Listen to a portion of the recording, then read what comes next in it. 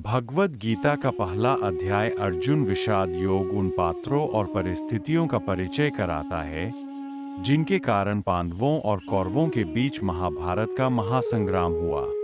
यह अध्याय उन कारणों का वर्णन करता है जिनके कारण भगवद गीता का ईश्वरावेश हुआ। जब महाबली योद्धा अर्जुन दोनों पक्षों पर युद्ध के लिए तैयार खड़े योद्धाओं को देखते हैं तो वह अपने ही रिश्तेदारों एवं मित्रों को खोने के डर तथा फलस्वरूप पापों के कारण दुखी और उदास हो जाते हैं। इसलिए वह श्री कृष्ण को पूरी तरह से आत्मसमर्पण करते हैं। इस प्रकार भगवद गीता के ज्ञान का प्रकाश होता है। भगवद गीता का दूसरा अध्याय सांख्य योग है। यह अध्याय भगवद गीता का सबसे महत्वपूर्ण अध्याय है क्योंकि इसमें भगवान श्री कृष्ण संपूर्ण गीता की शिक्षाओं को संघनित करते हैं। यह अध्याय पूरी गीता का सार है। सांख्य योग को 4 मुख्य विषयों में वर्गीकृत किया जा सकता है। 1.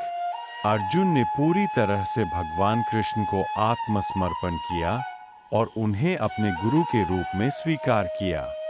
2. सभी दो खोन के मुख्य कारणों की व्याख्या, जो सु की वास्तविक प्रकृति की अज्ञानता है। 3. कर्मयोग, अपने कर्मों के फलों से जुड़े बिना स्वार्थ क्रिया का अनुशासन। 4. एक परिपूर्ण मनुष्य का विवरण जिसका मस्तिष्क स्थिर और एक इशारा है। भगवद गीता का तीसरा अध्याय कर्मयोग या निस्वार्थ क्रिया का अनुशासन। 4. एक परिपूर्ण मनुष्य का विवरण जिसका मस्तिष्क स्थिर और एक इशारा है। भगवद गीता का तीसरा अध्याय कर्मयोग या निस्वार्थ सेवा का मार्ग है। इस अध्याय में भगवान श्री कृष्ण जीवन में कर्म के महत्व पर जोर देते हैं। वे बताते हैं कि इस भौतिक संसार में हर मनुष्य का किसी न किसी प्रकार की क्रिया में सम्मिलित होना अनिवार्य है।